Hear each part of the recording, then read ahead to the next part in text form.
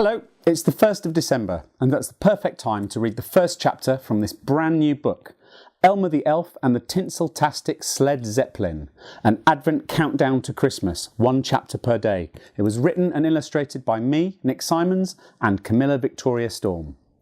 Here we go, chapter 1. The U-Bus and the Elf. It was cold enough to freeze bogies. A tiny tremble in the ice broke the endless frozen silence. Next, a crackle. Then a rumble. Finally, a tinkle could be heard as a stripy, candy-cane periscope poked up through a small hole in the ice. It turned this way and that, blinked its lens, and then, glump, disappeared again into the Black Sea. After a few moments of peace, the rumbling returned, much louder this time. With a groan, the ice sheet heaved upwards and then splintered, causing a spectacular shower of icicles. A huge submarine burst through, water streaming from its shiny red and white striped hull. It bobbed on the surface before delicately manoeuvring towards a signpost that read, Arctic U-Bus, Arrivals. Several elves sporting crisply ironed crimson uniforms were waiting by the U-Bus stop. They made impatient sounds, muttering and tottering as they checked their clocks and tapped their clipboards with freshly sharpened crayons. They were all far too busy looking important and official to be affected by the temperature. The U-Bus eventually came to a halt. With a long hiss, the doors folded open and dozens of wide-eyed and startled-looking elves started to stream out. Pulling matching suitcases behind them, they were all dressed in brand new blue tunics and hats, stripy stockings and warm furry boots. They chit-chatted to each other excitedly as they took in their new surroundings. Quick pause. This is what they look like.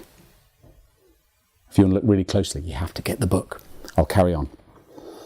One of the uniformed elves stepped forward and coughed dramatically for attention. Good evening, new factory elves. Welcome to Lapland. I hope your journey was comfortable.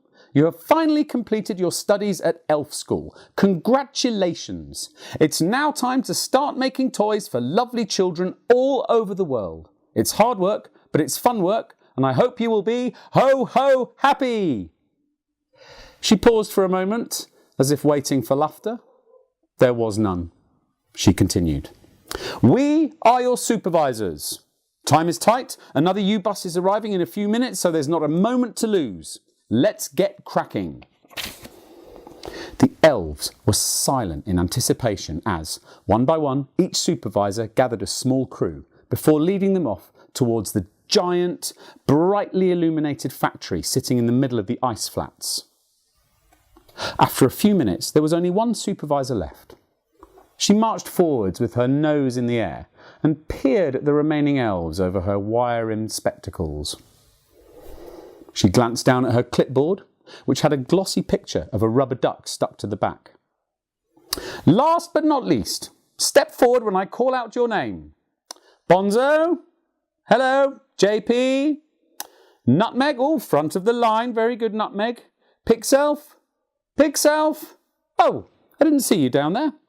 Thistletoe? Good, good. So that's 3, 4, 5. Wait, someone's missing.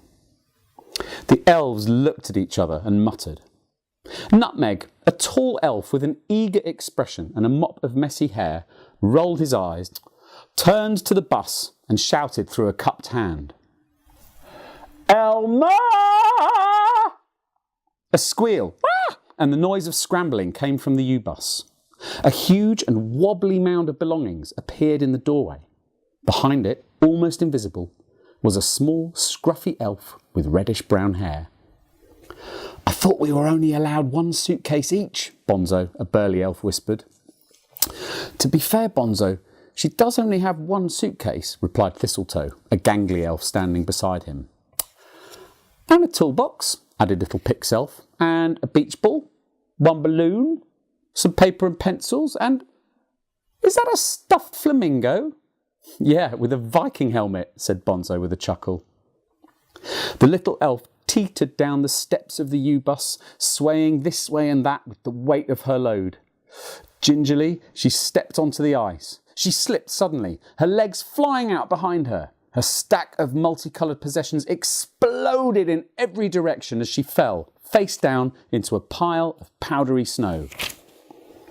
She bounced straight back up to her feet and, shaking the snow from her pointy ears, looked up at the sky, which was swirling with colour, greens, pinks, blues and purples.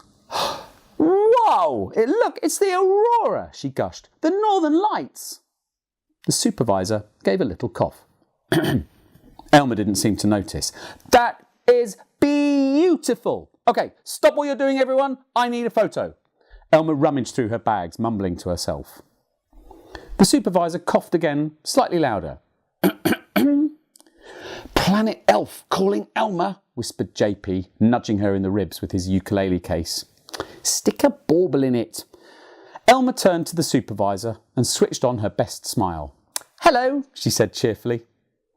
The supervisor looked down at her clipboard.